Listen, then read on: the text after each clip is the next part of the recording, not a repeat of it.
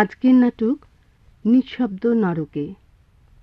রচনা J পল shirt, নাট্যরূপ Mustafizur Rahman, প্রযোজনা মুস্তফা আনোয়ার। নাট্যানুষ্ঠান নিঃশব্দ নরকে। কিন্তু নির্যাতনের সেই যন্ত্রপাতিগুলো কোথায় সব? কি বললেন? ওই যে কাঠগড়া, গরম সাঁড়াশি, আর যেন কি কি ছিল। আপনি সত্যি রসিক লোক স্যার, আপনার রসিকতা চমৎকার। রসিকতা? আরে না না, আয়না নেই দেখছি, জানলা নেই, শুধু মনে মনে কল্পনা করে নিতে হবে। আর ভাঙার মতো তো কিছু নেই। জাহান্নামে যাক সব। আমার ইজ্জত নিয়ে ছিনিমিনি খেলা শুরু হয়েছে। দাঁতের ব্রাশটাই হয়তো দেয়নি। তোমার চোখের পাতা, আমাদের পাতা ওঠে পড়ে, কোচকায়, পিটপিট করে, ঠিক দুটো ছোট্ট পাল্লার মতো মুহূর্তে বন্ধ হয়, বিরতি নামে, সব কিছু মুছে যায়, অন্ধকার হয়ে আসে, চোখ দুটো সজল হয়ে ওঠে। তুমি আন্দাজ করতে পারবে না কি আরাম, কি শান্তি এতে। ঘন্টায় 4000 স্বল্প বিরতি, 4000 মৃদু স্বস্তি। বোঝো এখন ব্যাপারটা দাঁড়াচ্ছে তাহলে এখন আমাকে চোখের পাতা ছাড়াই থাকতে হবে। ওই ওখানে আমার রাত ছিল, আমি ঘুমাতাম, আমার সুন্দর রাত ছিল সবসময়। আমার ক্ষতিপূরণই ছিল হয়তো, আর ছিল মধুর স্বপ্ন। সবুজ রঙিন মাঠ ছিল, খুবই সাধারণ মাঠ, আমি ঘুরে বেড়াতাম। এখন দিনের বেলা নাকি? দেখছেন না বাতি জ্বলছে? ও হ্যাঁ, বুঝেছি, এটা তোমাদের দিন। আর বাইরে? বাইরে? ধুত্তেরি, যা বলছি ঠিক বুঝতে পেরেছো। এই দেয়ালের বাইরে একটা পথ আছে। আর ওই পথের পারে আরো ঘর, আরো পথ, আরো সিঁড়ি। আচ্ছা, বাতির সুইচটা কোথায়? কোনো সুইচ নেই। কি বললে? বাতি নেভানো যায় না? কর্তৃপক্ষ চাইলে বিদ্যুৎ সরবরাহ বন্ধ করে দিতে পারে। আচ্ছা, এটা কি? দেখে বুঝতে পারছেন না? অতি সাধারণ একটা কাগজ কাটা ছুরি। এখানে বইপত্র আছে? না। তাহলে এটার কি দরকার? ঠিক আছে, তুমি যেতে পারো।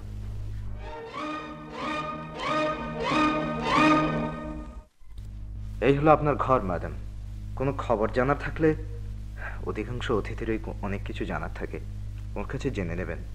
ওর সঙ্গে আমার এই অল্প কিছুক্ষণ আগে আলাপ হয়েছে। ফ্লোরা কোথায়? শুনতে পাচ্ছেন না? ফ্লোরা কোথায় জিজ্ঞেস করলাম। কোথায় সে? আমার জানা নেই। হো, তাহলে এভাবেই সব কিছু ঘটে, বিচ্ছেদের তারা নির্যাতন। ঠিক আছে, আমার দিক থেকে তুমি কিছুই জানতে পারবে না। ফ্লোরা একটা অসহ্য বোকা ছিল, আর তাকে আমি হারাতেও চাইনি। আচ্ছা, কি হবে বলতে পারেন? জানি না, শুধু অপেক্ষা করছি।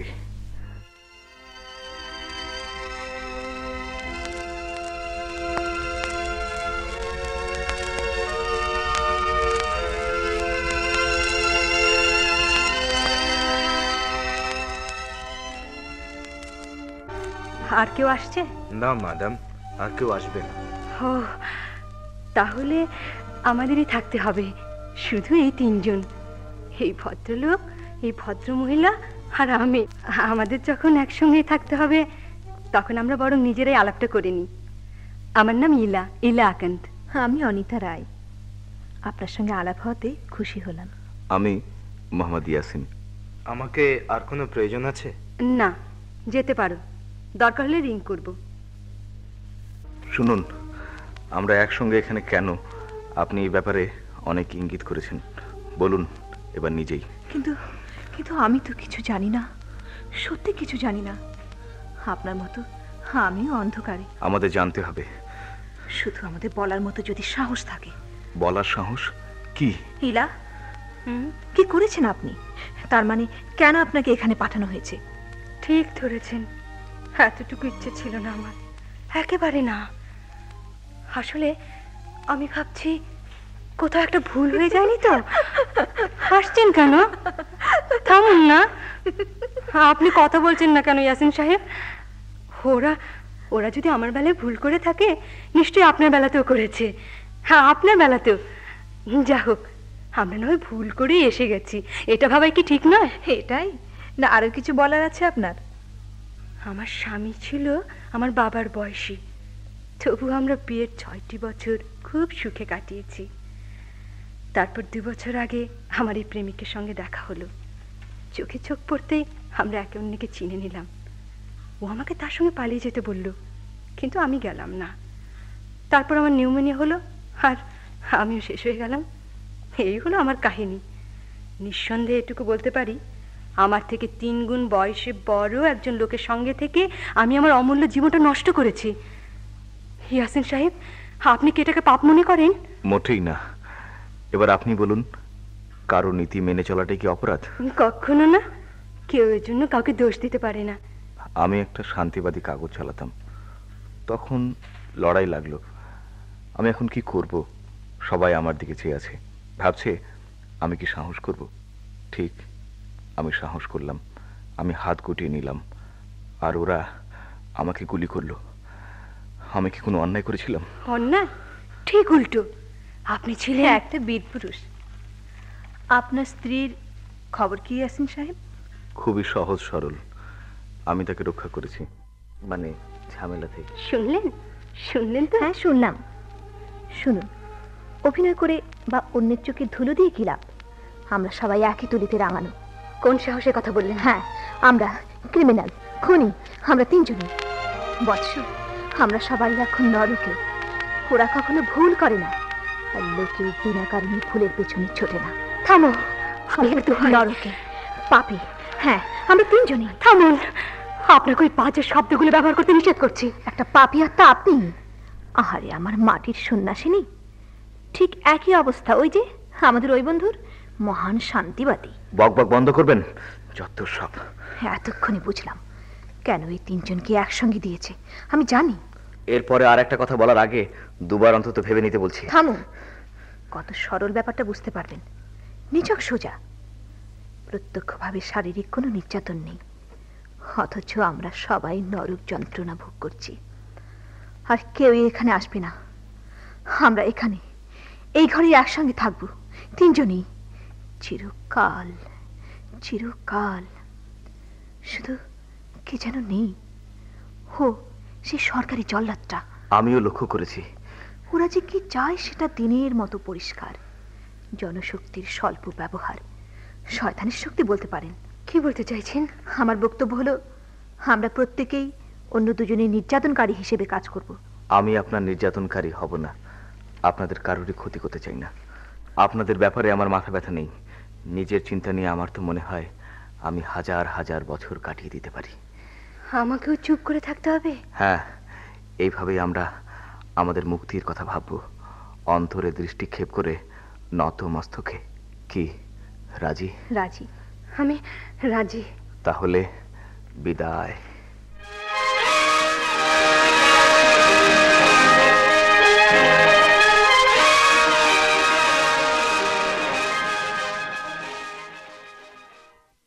ইয়াসিন সাহেব, মাফ করবেন। আপনার কাছে আয়না আছে? কোনো রকম আয়না, পকেট আয়না হলেও হবে। কথা যদি নাও বলেন, অন্তত একটা আয়না দিন না। ভাববেন না, আমার ব্যাগে আয়না আছে। না, গেছে। নিশ্চয়ই ঢোকার সময় গেটে বের করে নিয়েছে। কি বিদঘুটে ব্যাপার। কি হলো? অদ্ভুত লাগছে আমার। এমন অবস্থায় কখনো পড়েননি? আমি যখন নিজেকে দেখতে না পাই, আমার সন্দেহ হয় আমি বেঁচে আছি কিনা। নিজেকে চাপড়ালাম শুধু দেখার জন্য যে আমার অস্তিত্ব আছে, কিন্তু এতে খুব বেশি লাভ হয় না। আপনি ভাগ্যবতী। আমি নিজের সম্পর্কে খুবই সচেতন, এমনকি মনেও নিদারুণ সচেতন। আমার ঘরে 6টা বড় বড় আয়না আছে। ওই তো ওইখানে আমি দেখতে পাচ্ছি, কিন্তু ওরা আমাকে দেখতে পাচ্ছে না। ওরা বুকে ধরে আছে কার্পেট, সোফা সেট, জানলা, কিন্তু কি ভীষণ শূন্যতা। আয়নায় আমি নেই। হায় খোদা, আমার লিপস্টিক কোথায় যে লাগিয়েছে কে জানে। আয়না ছাড়া আমি একদিনও বাঁচতে পারবো না। না না, কোনো দিন না। ধরুন আমি আপনার আয়না হচ্ছি। আসুন একটু দেখে যান ভাই। এই যে আমার সোফায় আপনার জায়গা আছে। কিন্তু উনি খেয়ালই করেন না। কিন্তু আমরা একে অন্যকে আঘাত করতে যাচ্ছি। আপনি বললেন। আমাকে দেখে কি মনে হয় যে আমি আঘাত করতে যাচ্ছি? কেউই সেটা বলতে পারবে না। বরং আপনিই করতে পারেন। তবু তাতে কি আসে যায়? কষ্ট যদি আমাকে পেতেই হয়, আপনার হাতে হওয়াই ভালো, আপনার সুন্দর হাতে। বসুন, কাছে আসুন, আরও কাছে। আমার চোখে চোখ রাখুন। কি দেখতে পাচ্ছেন আমাকে? কিন্তু আমাকে এত কাছে লাগছে যে ভালো মতো দেখতেই পাচ্ছি না। কিন্তু আমি পাচ্ছি, প্রতিটি ইঞ্চি আপনার দেখতে পাচ্ছি। এখন যা ইচ্ছে হয় জিজ্ঞেস করুন, আমার আয়নার মতোই আমি স্পষ্ট জবাব দেব। প্লিজ ইয়াসিন সাহেব, বলুন, আমাদের কথাবার্তায় আপনার বিরক্ত লাগছে না? ওর জন্য ভাববেন না, আগে বলেছিলাম উনি অত শত খেয়াল করেন না, আমরা নিজেদের নিয়েই আছি। নিন, জিজ্ঞেস করুন। আমার ঠোঁটগুলো ঠিক আছে? দেখি, না, একটু বিবর্ণ। আমিও তাই ভেবেছিলাম। ভাগ্য ভালো, কেউ দেখছে না। আবার দেখি চেষ্টা করে। সেই ভালো। ঠোঁটের রেখা অনুযায়ী দিন। থামুন, আপনার হাতটা আমি চালিয়ে দিই। হ্যাঁ হ্যাঁ, সুন্দর হয়েছে। আমি যখন এসেছিলাম তখনকার মতো সুন্দর? তার চেয়েও ভালো, আরো কঠোর। মুখটা বেশ গোল মনে হচ্ছে। হায় আল্লাহ, আর আপনি বলছেন আপনার পছন্দ হয়েছে? কি ভীষণ, নিজেকে নিজে দেখতে পাচ্ছি না। আপনি ঠিক বলছেন? মিস রায় এখন ঠিক আছে? আপনি আমাকে অনিতা বলতে পারেন না? আপনি বলছেন এটা ঠিক আছে? আপনি সত্যি সুন্দরী হিলা। কিন্তু এর উপর নির্ভর করি কি করে? আমার নিজের রুচির মতো হলো তো? ওহো, এসব কাণ্ড এত বিদঘুটে যে একটা মানুষকে পাগল করার পক্ষে যথেষ্ট। আপনার রুচি আমি জানি ভাই, কেননা আপনাকে খুব পছন্দ করি। আমার দিকে চান না, সোজাসুজি হাসুন এবার। আমি দেখতে কুশ্রী নই, আপনার আয়নার থেকে আমি সুন্দরী নই। না না, আমি জানি না, আপনি বরং কষ্ট দিচ্ছেন আমাকে। আমার আয়না এমন করে না। অবশ্য তাকে আমি ভালো করে জানি, ঠিক যেন পোষা। আমি হাসবো আর আমার হাসি আপনার চোখের তারায় হারিয়ে যাবে, তারপর কি হবে আল্লাহ জানে। তাহলে আমাকে নিজের মতো করে নিচ্ছেন না কেন?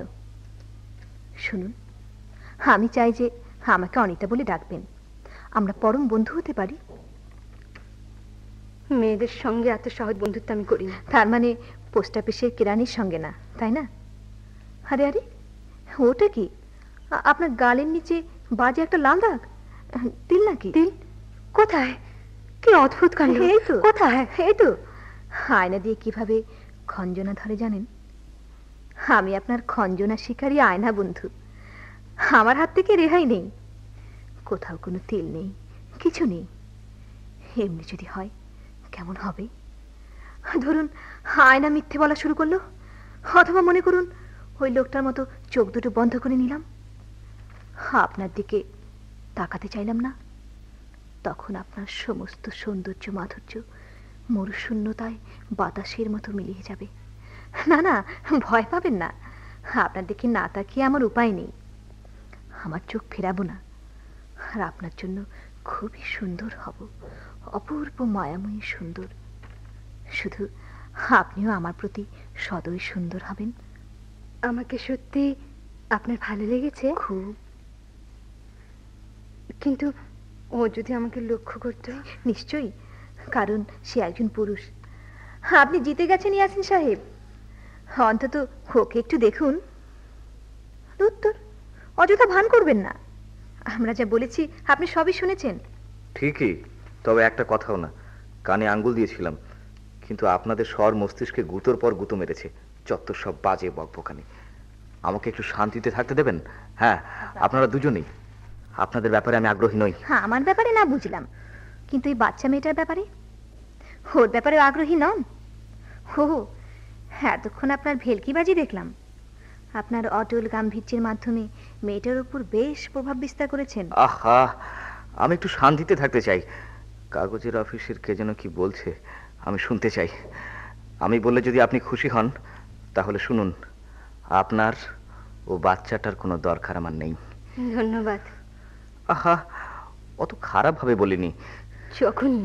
ঠিক আছে, তাই কথা বলবেন না বলেছিলাম, নিশ্চয়ই মনে আছে। এটা ওর দোষ, হয়তো আরম্ভ করেছে। আমি ওর কাছে কিচ্ছু চাইনি, তাও যেচে এগিয়ে এলো, তারটা দিল, মানে আয়না। হোমা, এ কি কথা? কিন্তু আপনি তো সবসময় ওর দিকে চাইছিলেন, দৃষ্টি আকর্ষণ করার জন্য ফন্দি ফিকির খুঁজছিলেন। ঠিকই, করবো না কেন? পাগল, দুটো বদ্ধ পাগল। বুঝতে পারছেন না এর ফল কি হবে? আল্লাহর দোহাই, মুখটা বন্ধ রাখুন। এবার সবাই চুপচাপ বসে পড়ুন। ওই তো আমার জিনিসগুলো ওরা ওকে ফেরত দিয়েছে। জানলার কাছে বসে আছে, হাঁটুর ওপর আমার কোটটা। কোটটায় 12টা বুলেটের ফুটো, মোর্চের মতো রক্ত, ফুটোর চারপাশে গোল বেগুনি দাগ। কোটটা বেশ জাদুঘরে রাখার মতো একটা জ্বলন্ত ইতিহাস।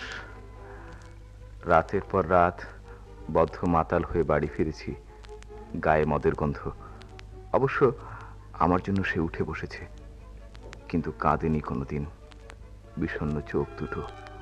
ও নারী ছিল জন্মগত শহীদ, বুঝলেন, পেশাগত বিজিতা। ওকে ওভাবে আঘাত দিয়েছিলেন কেন? খুব সহজ ছিল বলে। শুধু একটা কথায় ওকে আঘাত দেওয়ার পক্ষে যথেষ্ট ছিল। লজ্জাবতী লতার মতো মিয়ে যেত, কিন্তু কোনোদিন কখনো বকতো না, প্রতিবাদ করতো না।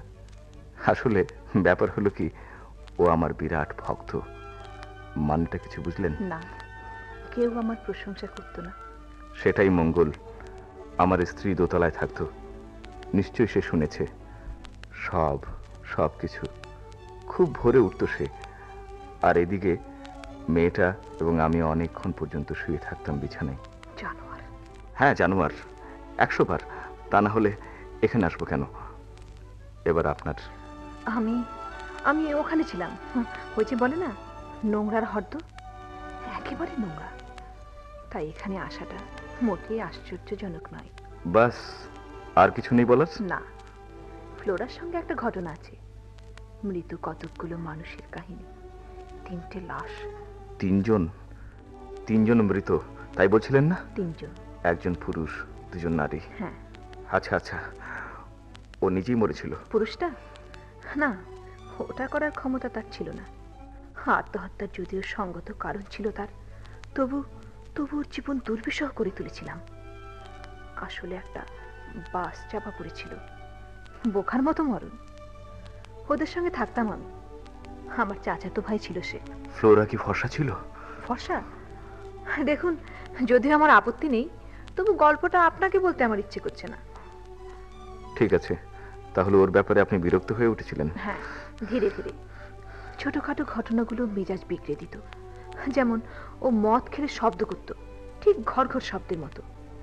এমনি ছোটখাটো ব্যাপার। দুঃখজনক অবস্থা হয়েছিল তার, নিছক সত্য। হাসছেন কেন? কারণ আমি নিজেই বিশ্বাসযোগ্য নই। অত নিশ্চিন্ত হবেন না, আমি ওর শিরার মধ্যে ঢুকে গিয়েছিলাম। ফ্লোরা আমার চোখে তার পৃথিবী দেখত।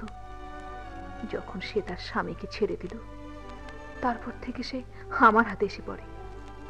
শহরের এক প্রান্তে আমরা দুজনে একটা বসার ঘরে শোয়ার ঘর হিসেবে থাকতাম। তারপর বাস তার দায়িত্ব পালন করলো। ফ্লোরাকে প্রত্যেকদিন মনে করিয়ে দিতাম, শোনো বৎস, আমরা তাকে আমাদের মাঝে হত্যা করেছি। আমি বড় নিষ্ঠুর, সত্যি তাই। আমিও তাই। না, আপনি নিষ্ঠুর নন, আপনি অন্য কিছু। তার মানে? পরে বলবো।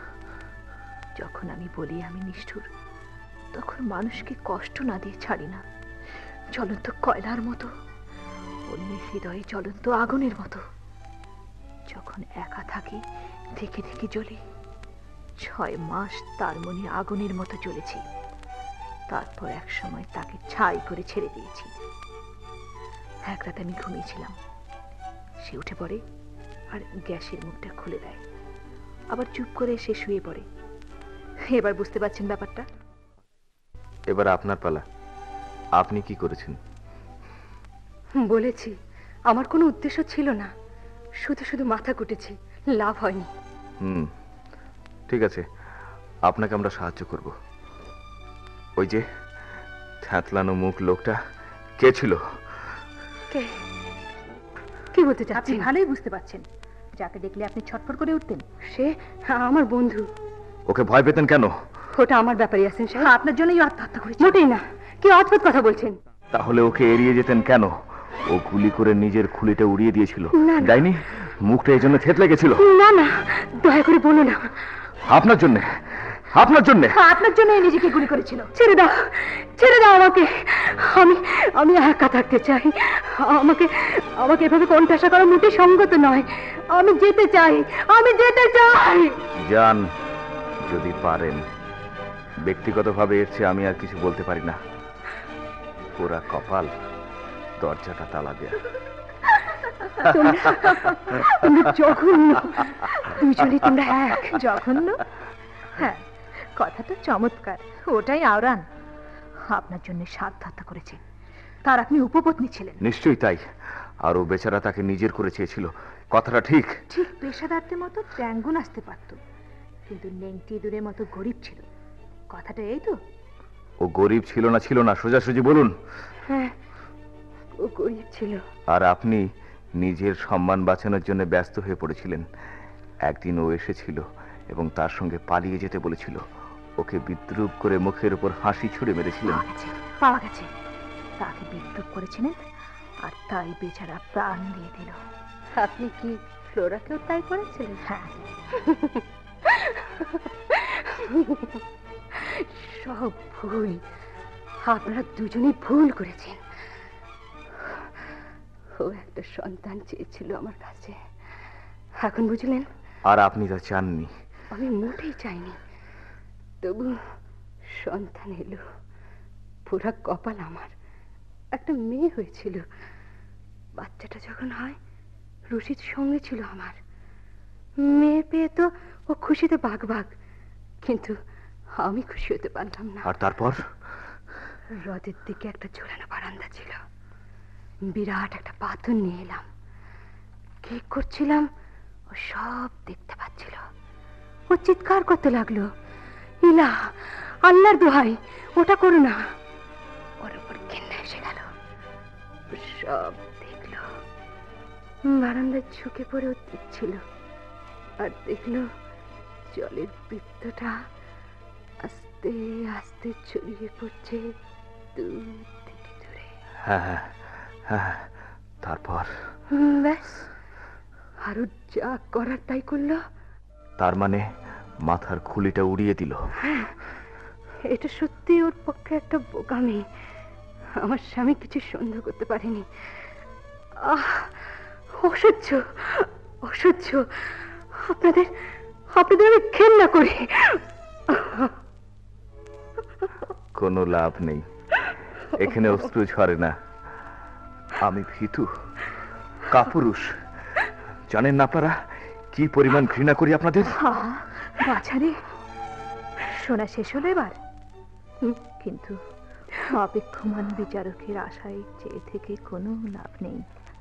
অপেক্ষমান বিচারক?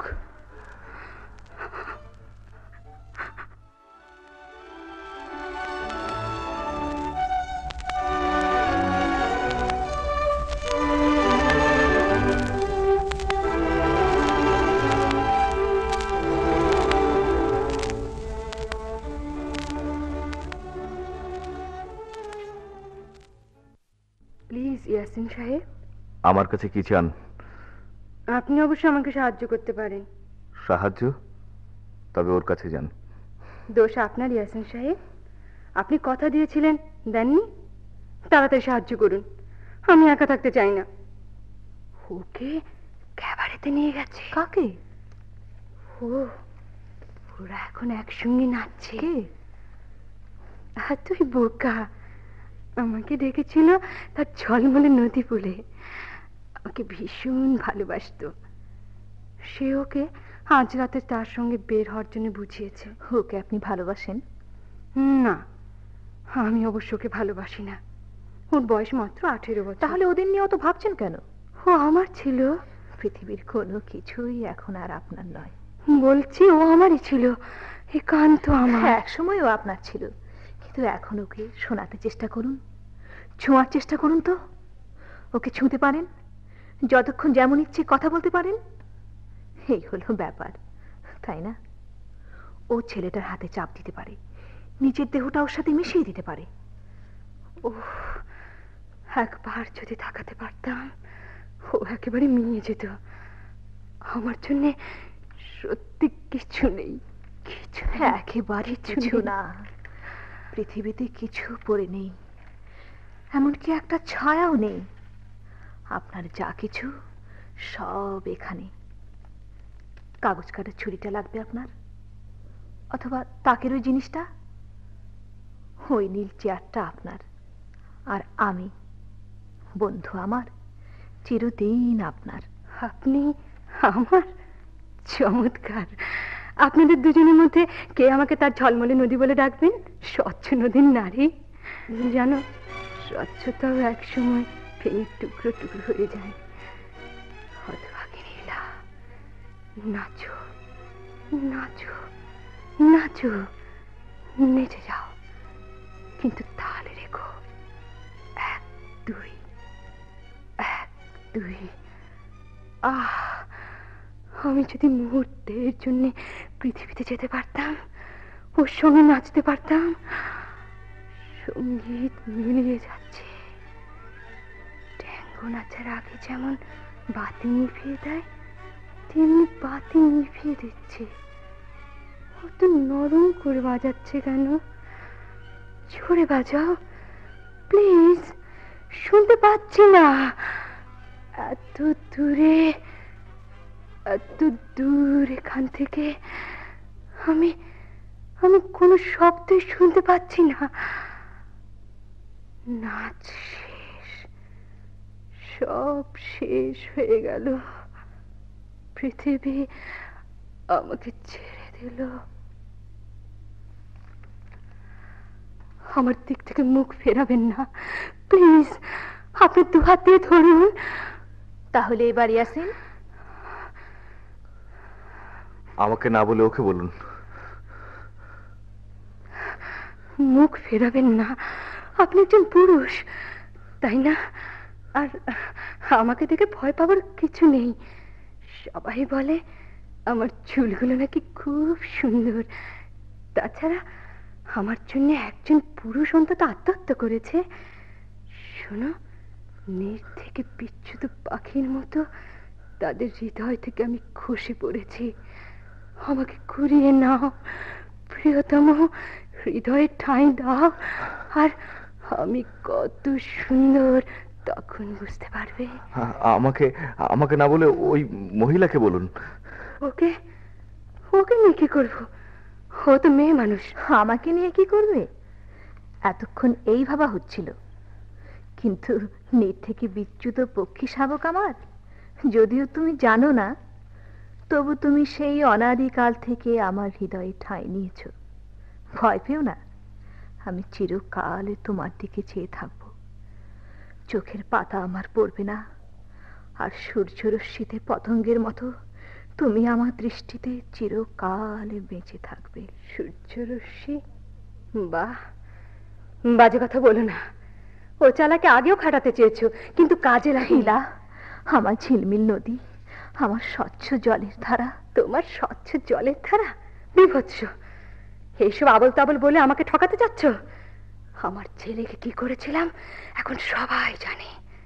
স্থির স্বচ্ছতা ভেঙে টুকরো টুকরো হয়ে গেছে, তবু আমি তোয়াক্কা করি না। আমি এখন প্রাণহীন পুতুল। আমার যা কিছু সব এখন বাইরে, তবু তবু তোমার জন্য না। এসো আমার কাছে এসো ইলা, যা ইচ্ছে তাই হও। ঝিলমিল নদী, পাঁক ভরা নদী, আর আমার চোখের অতল গভীরে তুমি তোমাকে যেমন দেখতে চাও, ঠিক তেমনি দেখতে পাবে। আহ, শান্তিতে থাকতে দাও। তোমার চোখই নেই, থুত্তরি। তোমার হাত থেকে রেহাই পাওয়ার কিছু নেই। বুদ্ধি পেয়েছি। থু, এই দেখো। এর খেসারত তোমাকে দিতে হবে। তাহলে তুমি একজন পুরুষ মানুষ চাও?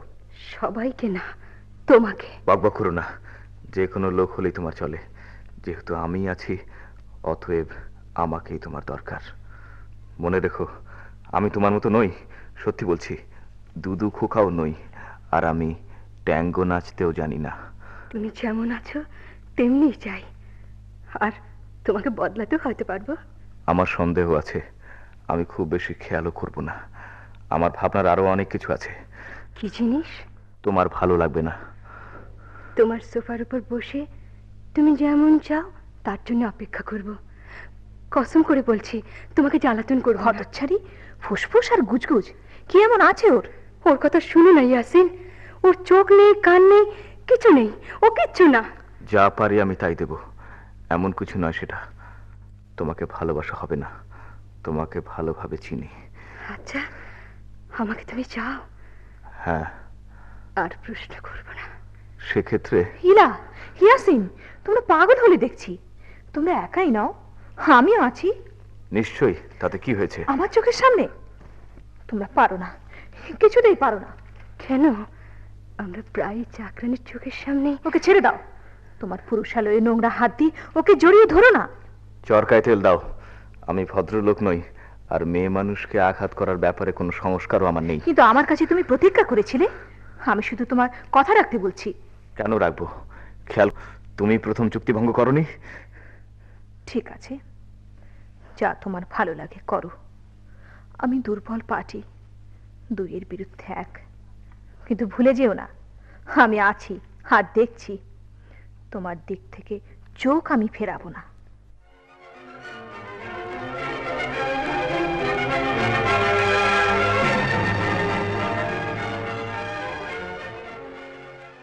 ইয়াসিন, অন্তত একজন যদি বলে আমি পালিয়ে যাইনি, পালানোর মতো আমি না। আমি ভদ্র, নম্র, সাহসী। বাকিরা যতই বলুক, হ্যাঁ, এই একজনের বিশ্বাসই আমাকে বাঁচাতে পারে। আমার উপর তোমার বিশ্বাস রাখবে, তাহলে আমিও ভালোবাসবো, আদর করব। ইলা, করবে? হায় রে খোদা, তুমি কি মনে করো আমি কাপুরুষকে ভালোবাসতে পারি? কিন্তু একটু আগেই তো বললে। তোমাকে শুধু বিদ্রুপ করছিলাম। আমি পুরুষকে পছন্দ করি বন্ধু, সত্যিকার পুরুষ, খসখসে চামড়া আর শক্ত হাত। তোমার তো কাপুরুষের চিবুক বা কাপুরুষের মুখ বা কাপুরুষের স্বর বা কাপুরুষের চুল নেই। আর তোমার ওই মুখ, তোমার চুল, তোমার স্বরের জন্যই তোমাকে আমি ভালোবাসি। সত্যি বলছো? বলো সত্যি? কসম খাবো। তাহলে নিচে উপরে যারা আছে সবাইকে কচু দেখাবো। ইলা, আমরা নরকের সিঁড়ি বেয়ে উপরে উঠে যাব।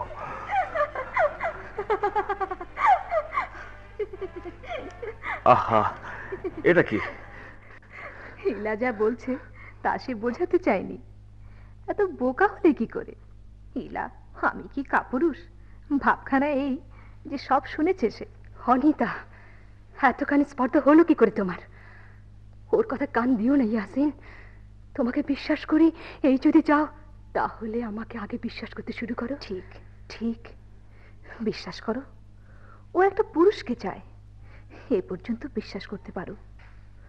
ও চায় তার কোমরে একটা পুরুষের হাত, একটা পুরুষের ঘ্রাণ, একটা পুরুষের কামনায় জল জলে দুটি চোখ। আর কিছু চায় না সে। তুমি শুনলে খুশি হবে জানলে ও তোমাকে সর্বশক্তিমান খোদা বলেই বসে থাকবে। ইলা, এটা কি সত্যি? জবাব দাও, এটা সত্যি? কি শুনতে চাও বলো? তুমি বুঝতে পারছো না যে কথার মাথা মুন্ডু কিচ্ছু নেই, তার জবাব দেয়া কি দুষ্কর? জিনিসটা ঘোরালো করে ফেলছো। যা হোক, তোমাকে আমি তেমনি ভালোবাসবো, তুমি কাপুরুষ হলেও। কি এটা যথেষ্ট নয়? তোমরা আমাকে জ্বালিয়ে মারছো, তোমরা দুজনেই। কি করছো? যাচ্ছি। বেশি দূর যেতে পারবে না, দরজা বন্ধ। খুলবই দরজা। Please please. চিন্তা করো না বৎস, ও ঘন্টা বাজে না। আমি বলছি ওরা খুলবে। সহ্য করতে পারছি না, তোমরা অসহ্য আমার কাছে। সরে যাও, সরে যাও ইলা, সরে যাও। তুমি ওর চেয়েও খারাপ। তোমার চোখের ফাঁদে আটকাতে চাই না। তুমি তন্নি, নম্র, ধুত, ঠিক যেন অক্টোপাস, পতঙ্গ, ভুক, বৃক্ষ। তোমার পায়ে পড়ি, পায়ে পড়ি, ছেড়ে যেও না আমাকে। প্রতিজ্ঞা করছি আর কথা বলবো না, তোমাকে কষ্ট দেব না। শুধু যেও না, অনিতার সঙ্গে একা থাকতে পারবো না। ওর থাবার বিরাট নখগুলো দেখা যাচ্ছে। নিজের চরকায় তেল দাও, তোমাকে এখানে আসতে বলিনি। ইস, এত নীচ তুমি! হ্যাঁ, সত্যি তুমি একটা কাপুরুষ। বেশ, নির্ভ্রষ্ট চোরই আমার। এবার খুশি হয়েছে তো? ওর সঙ্গে খেলার জন্য আমার মুখে থুতু দিয়েছ। অবশ্য ওর জন্যই আমরা দুজনেই ক্ষতিগ্রস্ত। কিন্তু চলে যাচ্ছে। আর কি মজার যাওয়া। এখানে এখন শুধু আমরা, মাত্র দুটি মেয়ে মানুষ। হতে তোমার লাভ হবে না। দরজা খুললে আমিও চলে যাব। কোথায় জানি না, তোমার থেকে যত দূরে পারি চলে যাব। দরজা খোলো, দরজা খোলো, দরজা খোলো। আমি তোমাদের সব সহ্য করব। না, দরজা খোলো, দরজা খোলো। আমি তোমাদের সব সহ্য করব, সব সহ্য করব। খোলো। টকটকে শিকের ছ্যাঁকা, তপ্ত সীসা, তোমাদের অত্যাচার, নির্যাতন, কাটা ছেঁড়া, সব শয়তানি নির্যাতন পূর্ব ছিড়ব, ছাড়িয়ে যাব, ছড়িয়ে যাব। যে কোনো শাস্তি দাও, মাথা পেতে নেব। সব সব কিছু। এই মানসিক যন্ত্রণা থেকে ভালো এই অন্তর্জালা আমার স্বস্তি, শান্তি, আরাম সব কেড়ে নিয়েছে। ও অত্যাচারের চেয়ে যন্ত্রণাদায়ক নয়। খুলবে, খুলবে, খুলবে দরজাটা, খুলবে দরজাটা।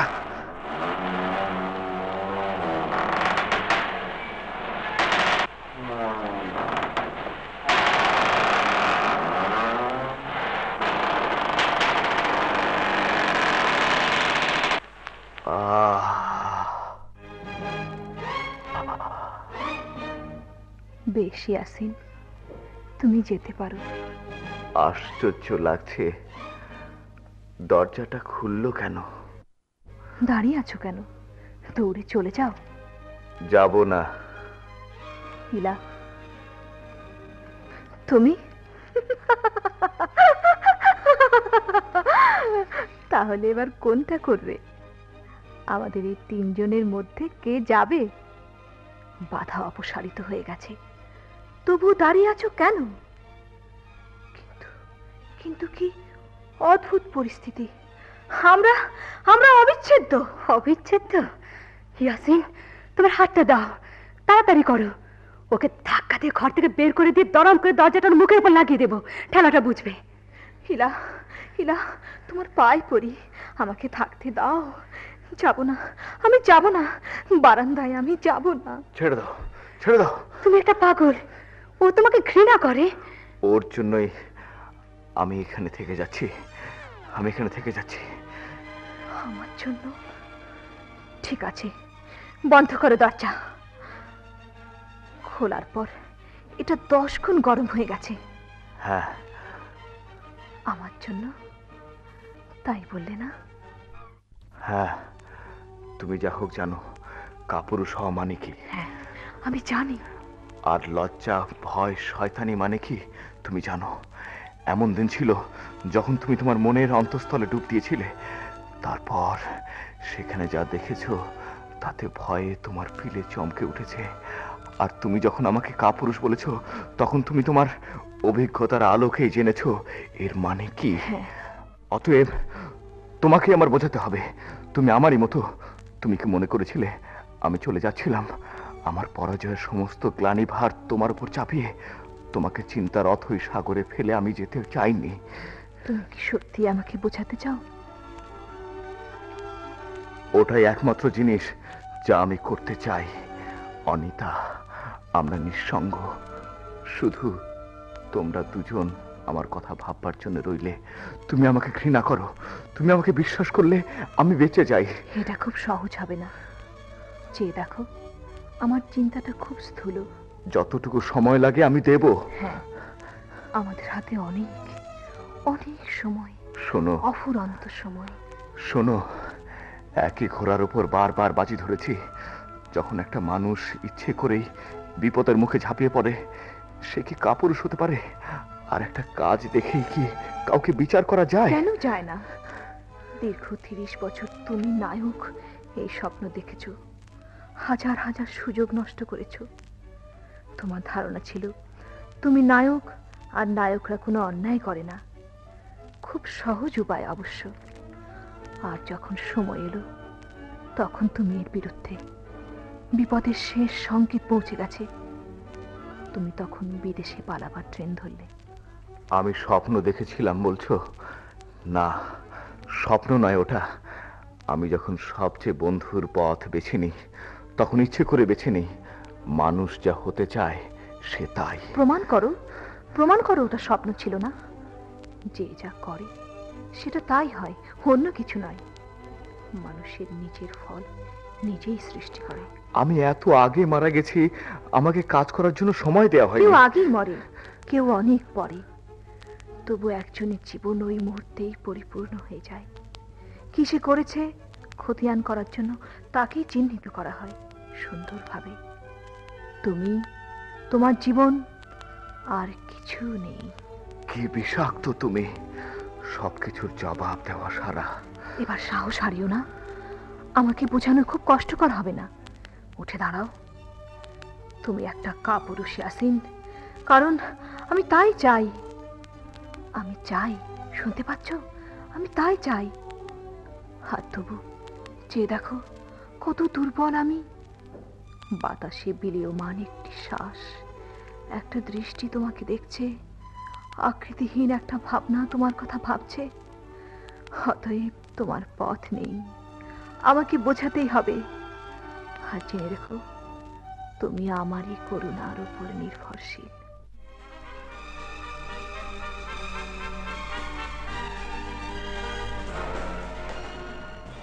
ইয়াসিন, কি? প্রচুর নাও। কিভাবে?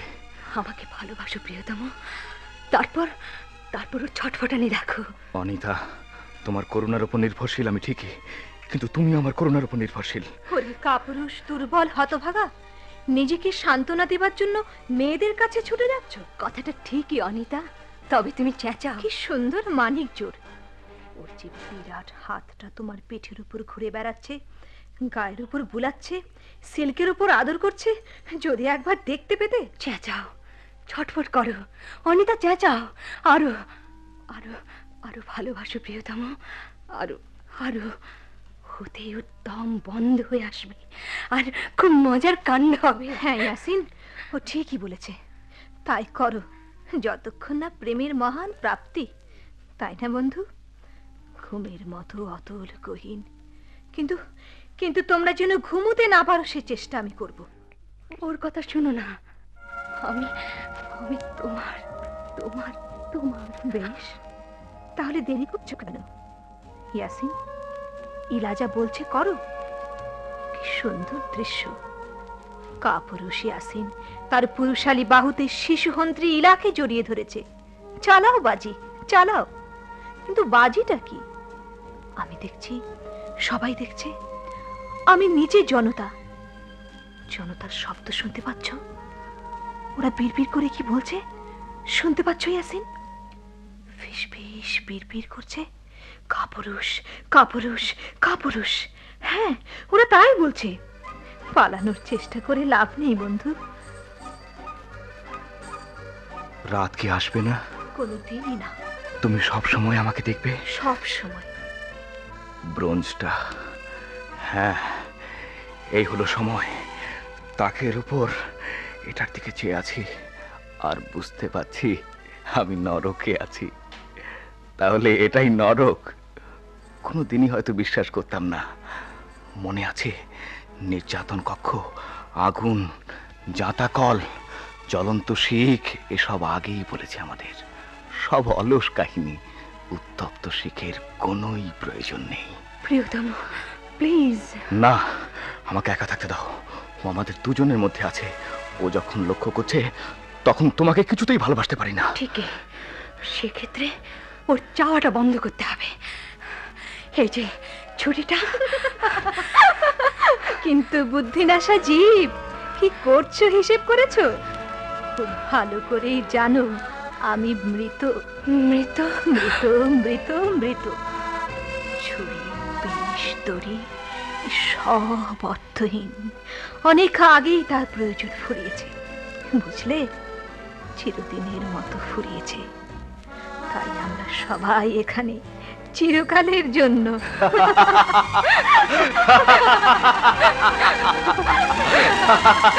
চিরকালের জন্য। হায় আল্লাহ, কি অদ্ভুত! চিরকালের জন্যে। চিরকালের জন্যে। চিরকাল, চিরকাল, চিরকাল। বেশ, এটাই মানিয়ে নি আমরা।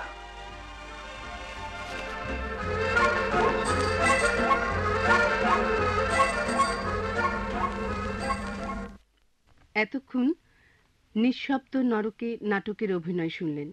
বিভিন্ন চরিত্রে অভিনয় করেছেন ইয়াসিন মাজহারুল ইসলাম, নরকের প্রহরী মুজিব বিন হক, অনিতা, মালা চৌধুরী ও ইলার চরিত্রে হোসনে আরা। নাটকটি প্রযোজনা করেছেন মোস্তফা আনোয়ার।